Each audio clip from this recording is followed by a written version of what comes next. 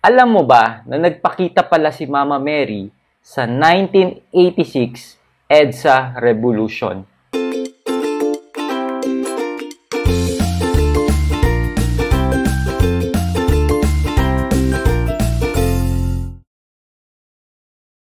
Mga ka-faith, una sa lahat gusto kong pasalamatan lahat ng mga sumuporta at bumili ng ating mga merchandise item.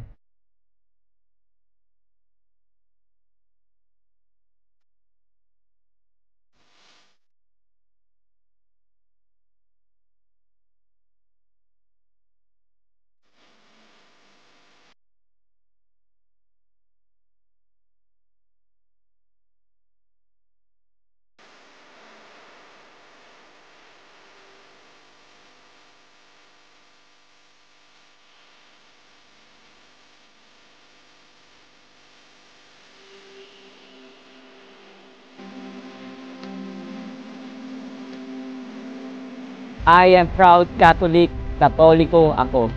Hi, my name is Adrian Milag and welcome again to my vlog.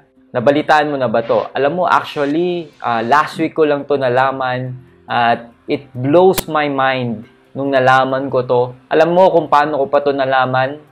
Meron akong napanood na isang Catholic channel din, yung live site YouTube channel, at dito tinatakal din about yung mga topics about our Catholic faith, mga issue about the Catholic Church, mga balita about Catholics. Meron ako napanood dito na video ni Steve Mosher na discuss niya dito, parang in hindsight, nabanggit niya yung pangyayari noong 1986 EDSA Revolution. Nalaman niyo to mismo daw kay Cardinal Sin. Kinuwento to ni Cardinal Sin sa kanya. And nabanggit niya nga doon, nagpakita nga raw si Mama Mary nung kasagsagan ng EDSA Revolution. Okay? And sobra ako nagulat.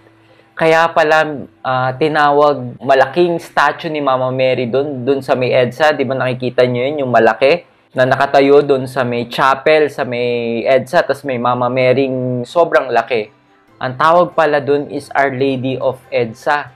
So, hindi lang pala yung tinayo doon. Doon daw mismo, yung spot na yon nagpakita si Mama Mary. I'm sure, marami din sa inyo ang hindi alam to at baka ngayon mo lang to nalaman. Kaya papanood ko sa iyo itong mismong sinabi ni Steve Mosher about this apparition of Mama Mary. Kung hindi mo kilala si Steve Mosher, isa siyang Catholic author and a writer. And part din siya ng legal team ni Donald Trump. Okay, so watch this video. The Battle of Lepanto, we all know the Battle of Lepanto, how it turned out because of the intervention, the praying of the rosary by faithful Catholics. But I tell a more recent story, and that's the story of the People Power Revolution in the Philippines back in the 1980s, 1986, when millions of people came out in the streets of Manila and demanded an end to dictatorship. Ferdinand Marcos had ruled the Filipinos with an iron hand for decades, and the Filipinos decided it was time for him to leave. And there was a real threat that there would be bloodshed on the streets, bloodshed of the kind that we later saw in Tiananmen Square, for example, where 10,000 people were shot down or run down by tanks in the streets of the capital city. We were afraid that the same thing would happen in the streets of Manila. It didn't happen because of prayer of faithful Catholics in the Philippines.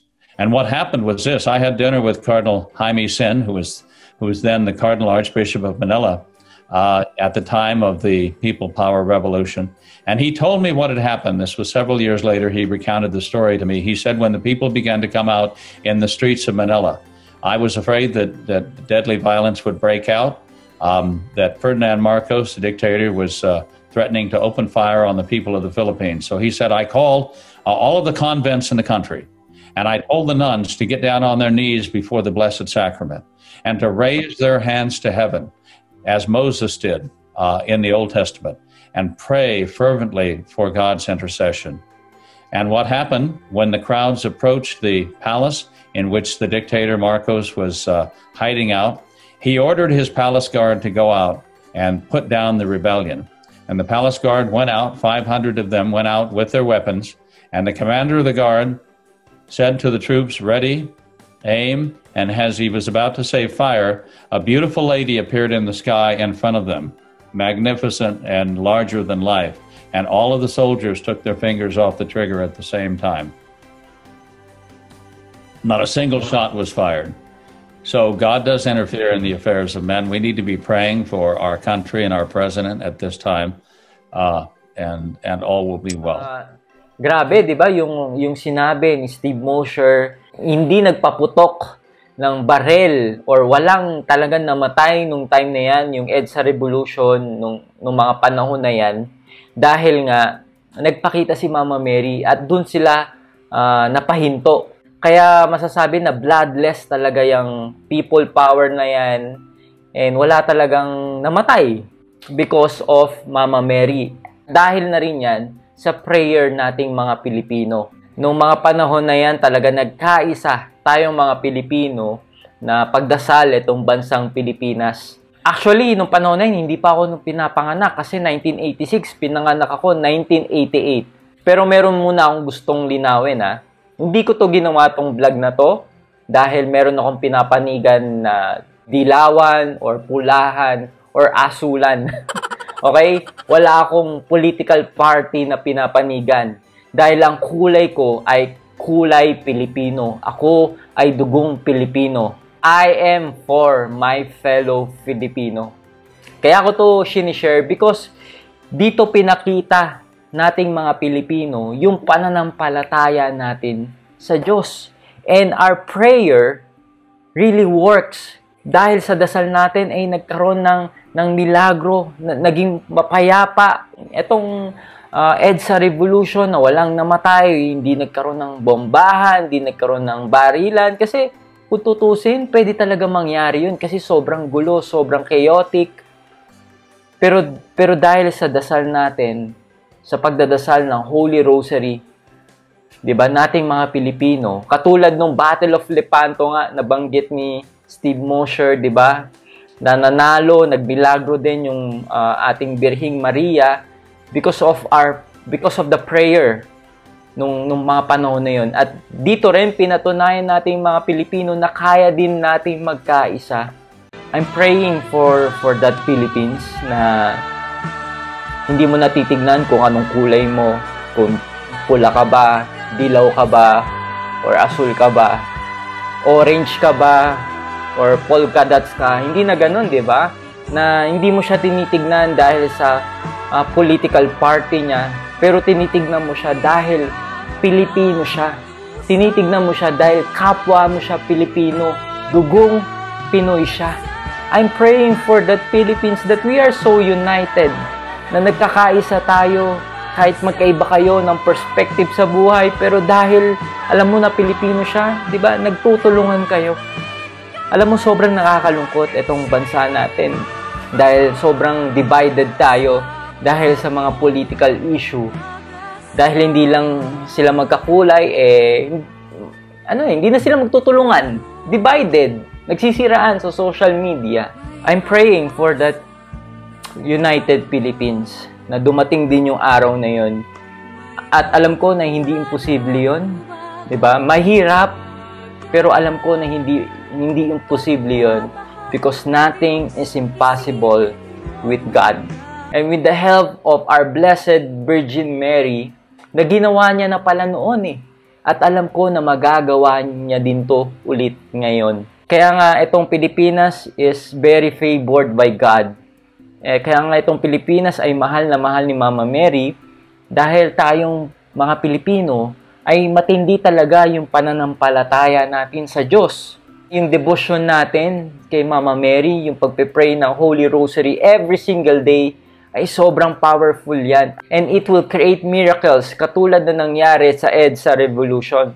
Dadagdagan ko yung sinabi ni Steve Mosher. Etong nanditong binabasa ko, sabi dito, nung papunta pa lang daw yung mga sundalo, meron na silang nakitang sobrang laking cross-like figure sa sky. Sobrang laki. Okay? Pero hindi to nagpahinto sa kanila para tumuloy dun sa may EDSA. Yung mga madre, yung mga tao, yung mga pare ay patuloy na nagpe-pray ng Holy Rosary. Habang naglalakad sila ay nagpe-pray sila ng rosary.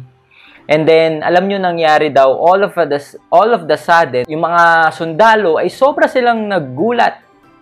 'Di ba? Talagang napahinto sila. Katulad nga nung sinabi ni Steve Mosher, dahil merong malaking image, a beautiful lady appeared immensely in a bright light sa harapan nila. Dahil doon, binitawan na nila yung mga armas. Okay, sabi ng mga sundalo na yung nagpakita daw sa kanila is si Virgin Mary, si Mama Mary. Sila mismo nagsabi na si Mama Mary nga yung nagpakita sa kanila. Sabi dito, a television station was covering the event which prompted thousands of residents of the Philippines to run out of their homes in celebration. Sinasabi nila na Mother Mary is with us. Sabi ng mga soldier na yung nagpakita sa kanila, okay, yung mga sundalo nakakita, sila nag-claim na si Mama Mary nga yung nagpakita sa kanila. And itong mga soldier na to, itong pinakita ni Mama Mary ay talaga daw naiyak sila. They came into tears nung nagpakita sa kanila si Mama Mary. They were so struck by this beautiful heavenly lady. Ganito nila i-describe nung nakita nila sa Mama Mary. Na-touch itong mga soldier na to. At dahil doon lumambot yung mga puso nila dahil kay Mama Mary. At kinuwento rin ni Cardinal Sin na gusto niya sanang ikwento kay Sister Lucia yung nangyari sa may EDSA Revolution. Kung di mo kilala si Sister Lucia, isa to sa tatlong bata sa may Our Lady of Fatima. Sila yung pinakitaan ni Mama Mary. Si Sister Lucia, isa siya doon sa mga batang visionary. Hindi alam to ni Sister Lucia kasi wala siyang access sa mga newspaper, sa radyo, or even television. Tsaka hindi pa uso yung social media nung mga panahon na yun. Siyempre, according to Cardinal Sin, nung nagkita na raw sila ni Sister Lucia, he was so amazed kasi alam ni Sister Lucia yung every detail na nangyari sa EDSA Revolution. Kasama doon yung pagpapakita, yung apparition ni Mama Mary. Kinuwento sa kanya ni Sister Lucia every detail of it. Kaya sobrang na-amaze si Cardinal Sin. Wow, di ba? How come na alam ni Sister Lucia na nagpakita si Mama Mary dito sa Pilipinas? And we know na itong visionary na to, si Sister Lucia, ay talagang close kay Mama Mary to. Kasi, di ba? Siya nga yung pinakitaan do sa Fatima at isa siya sa sinabi ni Mama Mary na meron siyang purpose pa, kaya hindi siya kagad namatay kasi nauna yung dalawa. And this apparition sa Our Lady of Fatima is approved by the Catholic Church talaga to. Dito natin nakita na mahal talaga ng Diyos itong Pilipinas. This country is so favored by God. Si Mama Mary ay pinagdadasal tayo. 'Di ba? Parang ang Pilipinas ay mga anak ni Mama Mary. Tayo ay inampon ni Mama Mary.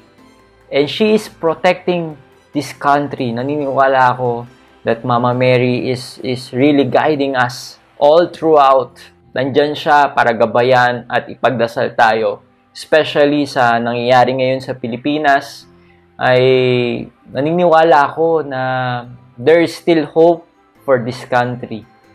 Na makakakita din tayo ng unity for this country. Di ba? Na totoong pagmamahalan, totoong pagtutulungan, hindi mo tinitignan kung anong grupo ka ba, anong kulay mo, anong political party mo, anong disposisyon mo sa buhay. Kundi nagkakaisa tayo because naniniwala tayo na tayo ay isang dugong Pilipino at tayo ay may matinding paniniwala sa Diyos. Itong shinare ko sa inyo na every time na madadaan ka sa EDSA, di ba, maalala mo itong kinuwento ko na yung spot na yon, doon nagpakita si Mama Mary at doon siya nag-perform ng miracle dito sa Pilipinas. Dito natin masasabi na itong Pilipinas ay binabantayan tayo ng Diyos. We are really favored by God, and our mother is with us, watching us, and praying for us. Okay, so let's continue to pray for this country. Let's continue to pray for our leaders and leader ng ating church. Okay? I hope na marami kang natutunan dito sa shinare ko. At pwede mo ding tong i-share sa mga kaibigan mo, sa mga colleagues mo, sa mga kapamilya mo. I-share mo tong video na to at sobra din silang mabibless sa malalaman nila. After ng vlog na to, make sure na i-check mo din yung iba ko pang vlog dyan sa may video section. And if you want to help me on my mission, and if you want to support me in creating more video like this, join my supporters group. So, paano ka nga ba magiging part ng supporters group ko? I-click mo lang yung join button na makikita mo sa baba ng video na to. Mga ka-faith, maraming salamat sa inyong suporta sa ating Katoliko Ako merchandise dahil number 1 pa rin tayo sa Shirtly Marketplace. Dito sa may trending section makikita nyo, number 1 pa rin ang ating Katoliko Ako merchandise. And hindi lang yon, pati yung ating bagong release na design na I Conquered 2020 with Jesus ay kasama sa ating trending section. Thank you so much mga ka-faith for your support. Paano ka nga ba makakabili ng ating mga merchandise sa Adrian Milag TV merch store? Ganito lang gagawin mo sa ating merchandise store. I-click mo lang yung item na nagustuhan mo. Kunyari itong I Conquered 2020 with Jesus. Meron tayong extra small, medium, large, XL, 2XL, and 3XL. Pwede mo add to cart yan kung gusto mo pang bumili ng other merch item katulad nito. Yan, add to cart mo lang. Kung ito lang ang gusto mong bilhin, click mo lang yung buy it now. Mapupunta ka dito sa ating order form. So, i-fill up mo lang itong mga necessary information. Huwag mong kakalimutan na ilagay ang iyong tamang contact number dahil merong magte-text at kukontak sa'yo na magde-deliver ng ating mga merchandise item. Okay, so pag na-fill up mo na lahat yan, punta ka lang sa may continue shipping. So, mapupunta ka na sa ating mode of payment. And good news, nagdi-deliver tayo sa buong Pilipinas. Pero ang ating cash on delivery ay available lang sa Metro Manila, Cavite, Laguna, Batangas, Bulacan, at Rizal. Outside these areas, pwede kayong magbayad through GCash, DragonPay, PayPal, and credit card. At nagdi-deliver din tayo international. Kung saan at paano ka pwedeng makabili ng ating mga merchandise item, ang link ay nasa baba sa may description ng video na to. At ilalagay ko din yung link dyan sa may comment section. I-click mo lang yon. Pwede ka rin mag-message sa akin sa aking Facebook page sa detalye kung saan ka pwedeng makabili sa ating mga merchandise item. So that's it. Thank you for watching this video. I hope na na-bless at na-inspire ka dito sa aking vlog. Make sure na i-like mo at mag-comment ka sa baba ng video na to at mag-subscribe ka sa aking YouTube channel para lagi kang updated sa mga bagong vlog na gagawin ko. At huwag mo din kakalimutan na i-like ang aking page. So this been Adrian Milag, encouraging you to live your life to the fullest. God bless you more abundantly.